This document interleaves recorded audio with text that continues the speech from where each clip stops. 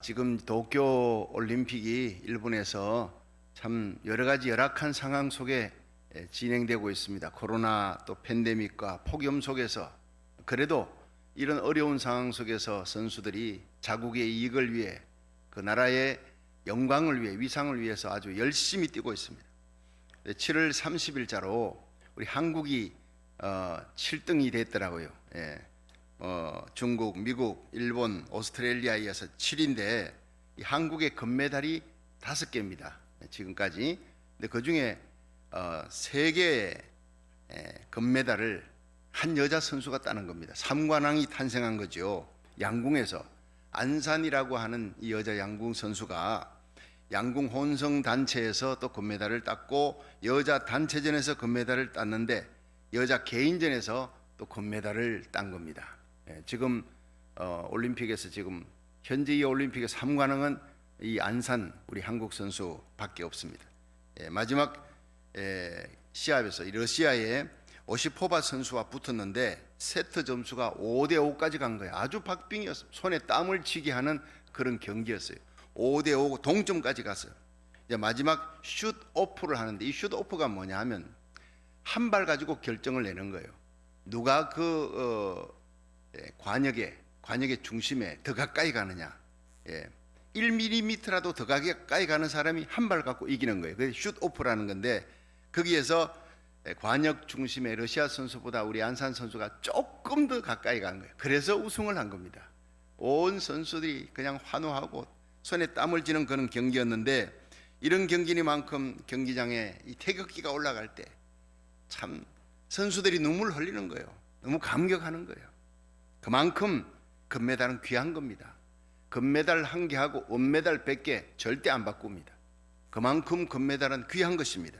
여러분 신앙에도 금메달이 있습니다. 신앙에도 은메달, 동메달, 노메달이 있습니다.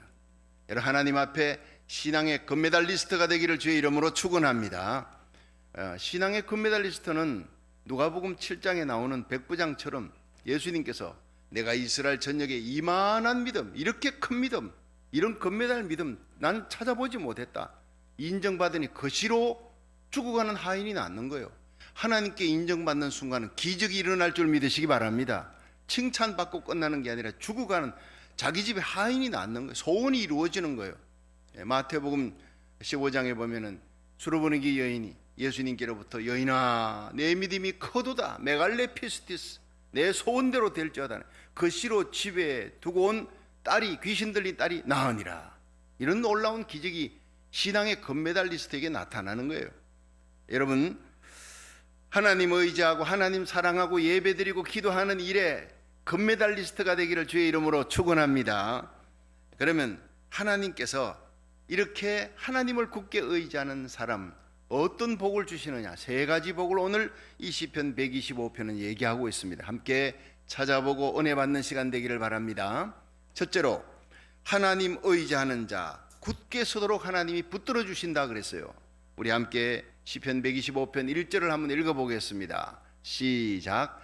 여호와를 의뢰하는 자는 시온산이 요동치 아니하고 영원히 있음 같도다. 아멘. 자 여러분 시온산이 어디에 있습니까?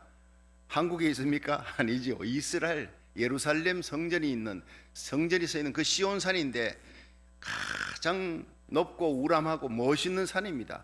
그 시온산이 수천 년 동안 천고의 세월에 걸쳐 온갖 비바람, 눈이 내려도 폭설이 쏟아져도 폭풍이 다리닥쳐도 끄떡없이 수천 년간 서 있는 거예요. 왜냐? 그 터가 든든하기 때문에. 바로 거기 있습니다. 하나님을 의지하는 사람, 하나님을 의뢰하고 어떤 어려운 역경 속에서도 하나님을 바라보고 그 믿음이 흔들리지 않는 사람은 이와 같이 하나님이 삶의 터전을 견고하게 만들어 줄 것이다. 그렇게 약속하고 있는 것입니다.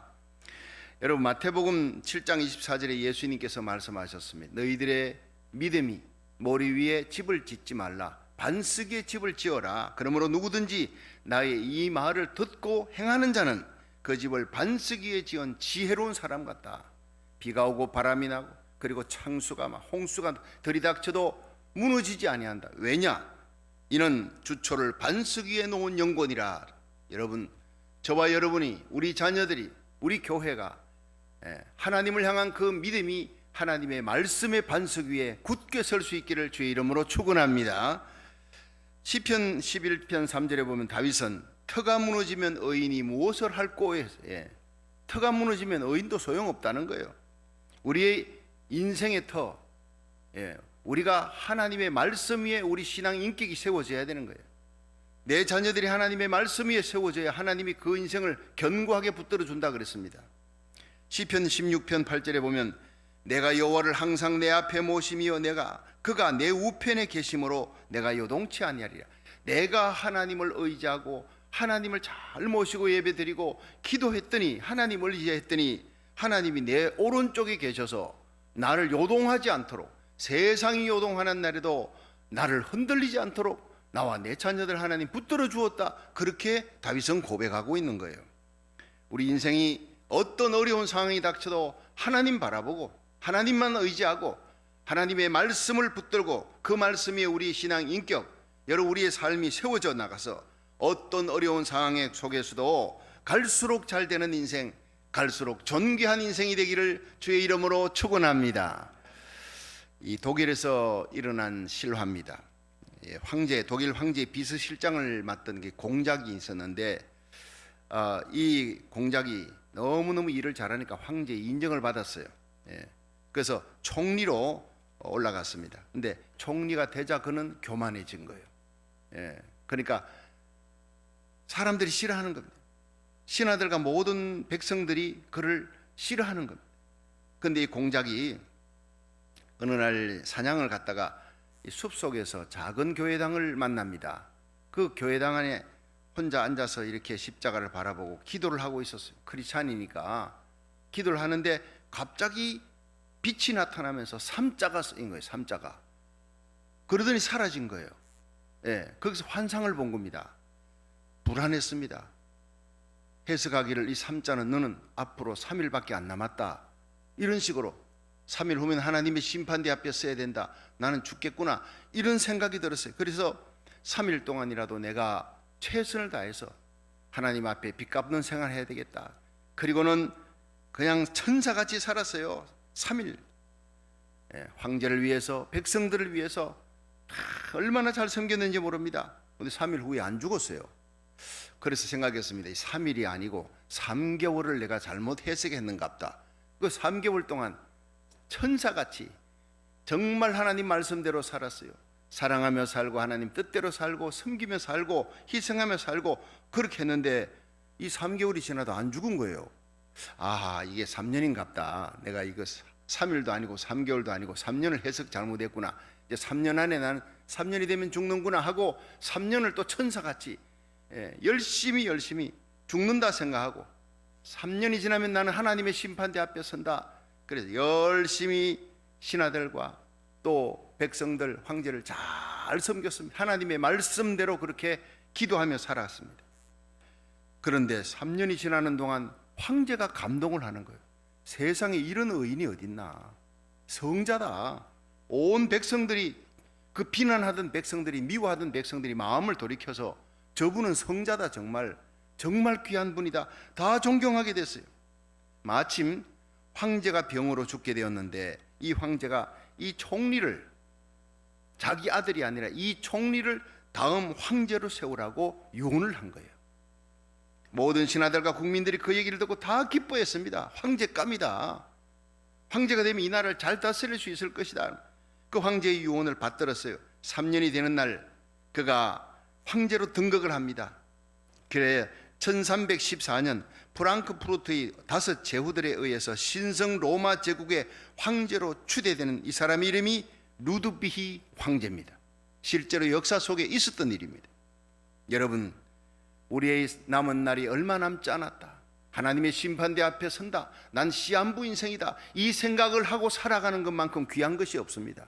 오늘 밤이라도 하나님이 날 부르시면 난 하나님 앞에 서야 되는 거예요.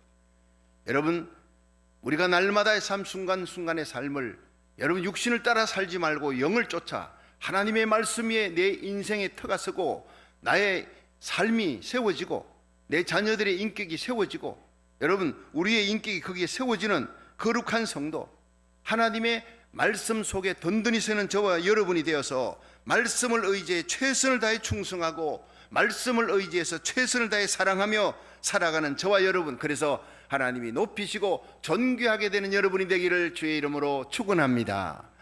두 번째, 하나님을 의지하는 자는 영원히 보호함을 받게 된다고 약속하고 있습니다. 시편 125편 2절을 한번 읽어보겠습니다. 시작. 산들이 예루살렘을 두름과 같이 여호와께서 그 백성을 지금부터 영원까지 두르시리로다. 아멘. 자, 여러분, 이 전쟁터에서 중요한 것은 요새를 차지하는 겁니다. 천년 요새는 더욱 좋습니다. 천년 요새가 안 되기 때문에 사람들이 막 오랫동안 산성을 만들고 그 전쟁 칠 때 그 요새를 만들지 않습니까? 험준한 산악이 둘러싸 있어서 적들이 함부로 들어올 수 없는 곳을 천년 요새라 그럽니다. 여러분, 우리가 하나님의 품 안에서 세상이 코로나 팬데믹으로 세상에 재앙이 있고 어려움이 닥쳐도 하나님의 품 안에 뛰어들어 예배드리고 기도하는 삶, 여러분, 그것이 바로 하나님이 준비한 천년 요새인 줄로 믿으시길 바랍니다. 세상에 어떤 재앙이 들이닥치지 못하도록 하나님이 절대 그 날개 깃으로 품어주신다, 보호해 주신다 약속하고 있는 거예요. 사무엘상 7장에 보면 사무엘이 미스바에 이스라엘 백성들을 모으고 거기서 예배를 드리고 성경을 가르칩니다. 이스라엘 다스렸다 이렇게 합니다. 그때 이 미스바 한 곳에 이스라엘 백성들을 모아 사무엘이 거기 있다, 이 블레셋이 쳐들어가는 거예요. 대군을 끌고 쳐들어가는, 이건 완전히 도간에 든 쥐다. 그리고는 멸절시키려고 쳐들어가는데 이 사실을 알고 이스라엘 백성들이 하나님 앞에 기도해 주세요. 사무엘이여, 당신은 의인이니 지도자니 우리 함께 기도하도록 하나님께 부르짖어 주세요. 이 국난을 당한 어려움 속에 이 사무엘은 하나님 앞에 어린 양을 잡고 번제를 드렸어요. 예배를 드렸다는 거예요.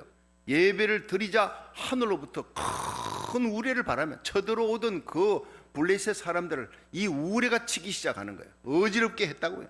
그리고 마침내 승리하도록, 칼과 창으로 승리한 게 아니라 하나님이 큰 우레를 바라사 벼락을 쳐서 이기게 만든 거예요. 하나님이 조준사격을 했단 말이에요. 이스라엘 백성은 보호해주고 하늘에서 내리는 그 날벼락이 블레셋만 쳤다는 말입니다. 그래서 승리하고 난 후에 그 자리에 에벤에셀 기념비를 세운 거예요. 하나님이 여기까지 도우셨다. 이것이 오늘 저와 여러분의 고백이 되기를 주의 이름으로 축원합니다. 예배 때마다 지난 한 주간 하나님이 도우셨다.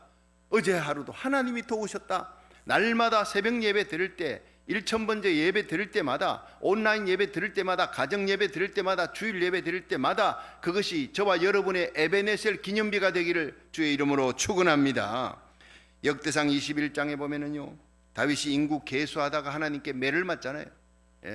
인구 센서스 하는 건 괜찮은데 칼 뺄 만한 장수, 내 휘하에 칼 뺄 만한 장수가 얼마냐? 단에서 브엘세바까지. 하나님 의지하던 다윗이 사람 의지하니까 결국에는 하나님께서 인구 계수 끝나자 하루에 7만 명의 그 군사, 자기가 믿고 의지했던 군사들을 죽여나갑니다. 백성들을. 하나님이여, 내가 잘못했나이다. 즉시 회개하고 나와 내 집을 치시고 이 백성을 살려달라고 그렇게 눈물로 회개하니까 빨리 오르난의 타작마당에 올라가 예배드려라. 그래서 갓 선지자의 말을 듣고 예배드렸습니다. 올라가서 번제와 화목제를 오르난의 타작마당이라는 곳에 가서 예배를 드렸는데, 예배를 드리자마자 하늘로부터 불이 떨어진 거예요. 성령의 불이 떨어진 거예요. 그리고 천사가 칼을 집에 꽂았더라. 그리고 전염병이 그쳤더라. 이렇게 성경은 기록하고 있습니다. 역대상 21장에 모두가, 사무엘상 7장의 미스바의 대승리도, 역대상 21장의 그 모든 팬데믹, 유행병이 사라지는 것도 예배입니다. 예배 드린다고 다 되느냐? 다 됩니다. 성경 말씀대로 여러분 하나님 앞에 예배 드리고 하나님 앞에 일천번제, 하나님 앞에 주일 예배, 가정 예배 회복되면 우리의 삶 속에 절대로 재앙이 닥치지 않도록 하나님 지켜줄 줄로 믿으시길 바랍니다. 이는 하나님의 말씀입니다. 우리가 나라 살리기 일천번제 새벽기도에 지금 305일째를 지금 통과하고 있습니다. 정말 저는요, 일천번제 새벽기도회를 새벽에 나와서 차를 타고 다닐 때마다 하나님께 감사하며, 하나님이요, 오늘 내가 마지막 날인 것처럼 선포하겠습니다. 내 인생의 마지막 날인 것처럼, 내가 마지막 설교하는 것처럼 강단에서 외치겠습니다. 그렇게 달려와 그렇게 외치고 그렇게 기도합니다. 날마다의 삶, 날마다의 1000번째 새벽 기도가 나는 내 인생의 마지막 날이라고 생각하고 전력을 다해서 말씀 선포하고 외치는 겁니다. 여러분, 우리 함께 이 예배 가운데 참여해서 하나님 앞에 우리의 진액을 바치는 거예요. 눈물의 기도를 바치는 거예요. 이 중보기도의 번제가, 이 예배가 고국을 살리고 미국을 살리고 전 세계 대붕이 일어날 때 우리 자녀들이, 저와 여러분이 선봉장이 되는, 우리 교회가 부흥의 내간에 불을 붙이는 교회가 되는 놀라운 부흥이 일어날 줄로 믿으시기 바랍니다. 1000번째 참여하는 모든 성도들과 주의 종과 모든 섬기는 교회, 하나님이 마지막 요한계시록 7장의 대부흥의 선봉장이 되는 존귀함을 허락해 줄 줄로 믿으시길 바랍니다. 하나님이 도우시는 거예요. 우리가 기도할 때, 우리가 예배드릴 때 하나님이 지켜주시는 거예요. 뿔이라고 하는 그 유명한 책이 나오자 인략 스타덤에 올라간 사람이 알렉스 헤일리라고 하는 이 저자입니다. 그의 명성이 아주 높아졌어요. 그런데 이 알렉스 헤일리의 사무실에 가보면 이상한 그림이 하나 붙어 있대요. 그거는 담벼락 높은 담 위에 거북이가 한 마리가 올라가 있어요. 그래서 저게 뭐냐고 사람들이 물어보니까, 내 마음이 교만해져서 너 인략 스타덤에 올랐구나, 유명한 사람이 되었구나, 마음이 조금 우쭐해질 때마다 나는 저 그림을 본다. 나는 거북이 같은 존재예요. 거북이가 저 높은 담벼락에 올라가는 것은 불가능한 거예요. 누군가 거기에 올려줬기 때문에 올라간 것이다. 네 책이 이렇게 유명하게 되고 네가 유명인사가 된 것, 그건 하나님이 올려준 것이다 라는 것을 잊지 말라. 너는 거북이와 같은 것이다. 그때마다 나는 겸손해지고 낮아지고 하나님의 은혜를 생각하고 감사하게 됩니다. 참 눈물 나는 얘기입니다. 너무나 귀한 사람이에요. 오늘은 2021년 8월 1일입니다. 8월 1일은 제가 잊을 수 없는, 2004년 8월 1일, 지금으로부터 17년 전에 제가 주님 세운 게 담임 목사로 부임한 날입니다. 정확하게 만 17년이 차고 내일부터는 18년째 목회, 주님 세운 게 담임 목사로서의 목회 18년째 접어들어가는 거예요. 생각해보니 얼마나 눈물이 나는지. 산전수전 공중전 화생방전을 다 한 것 같아요. 그 모든 고난 속에서도 뒤돌아보면 생각해보니 에베네셀 하나님, 여기까지 인도하신 하나님, 장래에도 인도해 주실 줄 믿습니다. 그 고백밖에 할 수가 없어요. 내가 힘들고 어려울 때 부르짖었더니 하나님이 들으시고 기가 막힐 수렁광둥에서 건져 올리셨도다.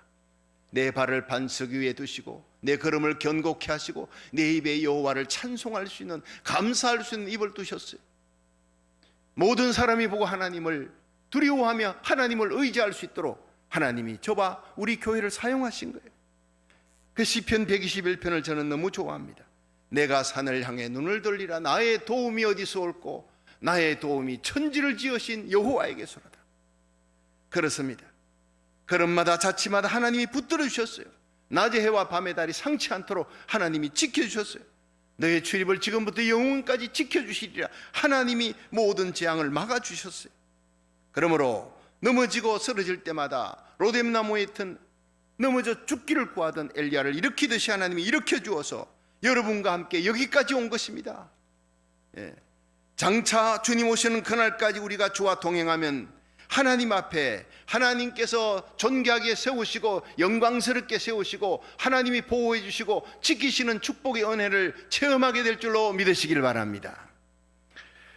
마지막 세 번째, 하나님을 의지하는 자를 하나님은 모든 악인의 해함에서부터 막아주신다. 시편 125편 3절을 한번 읽어보겠습니다. 시작. 악인의 권세가 의인의 업에 미치지 못하리니 이는 의인으로 죄악의 손을 대지 않게 함이로다. 아멘. 여러분, 하나님을 의지하고 하나님께 예배드리고 기도하는데 정말 신앙의 금메달리스트가 되면 하나님은 어떤 악한 자의 손에서도 하나님께서 지켜주신다. 재앙이 아니라 악한 자, 어떤 악인이 해를 가하려고 달려오고 악한 계획을 짜고 해도 절대로 그 해가 미치지 못하도록 하나님이 방패가 되어 주신다고 그렇게 약속을 하고 있는 것입니다.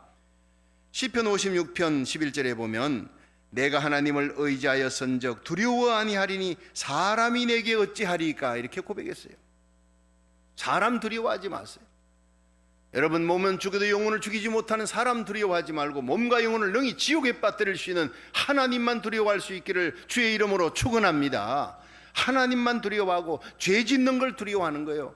그래서 날마다 예수의 보혈의 피로 어제 지은 죄를 오늘 해결하고 깨끗하게 되고 하나님 앞에 나가요. 오뚜기 신자처럼 넘어지고 쓰러져도 999번 넘어져도요 1000번째 일어나면 되는 거예요. 십자가 붙들고 일어나면 되는 거예요. 하나님의 은혜의 보좌 앞에 예수의 피를 들고 은혜의 보좌 앞에 날마다 회개하며 나가면 하나님이 은혜 베풀어 주십니다. 긍휼을 베풀어 주십니다. 다시 붙들어 일으켜 주십니다. 믿으시기를 바랍니다.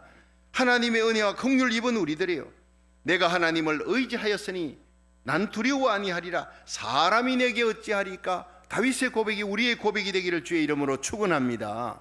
사울왕이 그렇게 죽이려고 수천의 군사들을 풀어 이잡듯이 황무지마다 찾아다니잖아요. 죽을 고비고비 이제는 다 인생이 끝났구나 싶어도 하나님이 그때마다 지켜주었어요. 구사일생으로 살아난 것이 한두 번이 아니에요. 그래서 하나님을 의지하는 자를 하나님이 모든 악한 자의 손에서 지켜준다고 오늘 고백하고 있습니다. 시편 91편에는 내가 여호와를 가리켜 말하기를 저는 나의 피난처요 나의 요새요 내가 의리하는 하나님이라 하려니 저가 새 사냥꾼의 올무에서 너를 건져내시리라. 극한 연병에서 건져주시리라. 하나님이 그 날개 깃으로 너희를 덮어주시리라. 방패가 되어주시리라. 천인이 내 옆에 만인이 내 우편에 엎드리지나 이 악한 재앙이 너에게 닥치지 못하도록 지켜주시리라.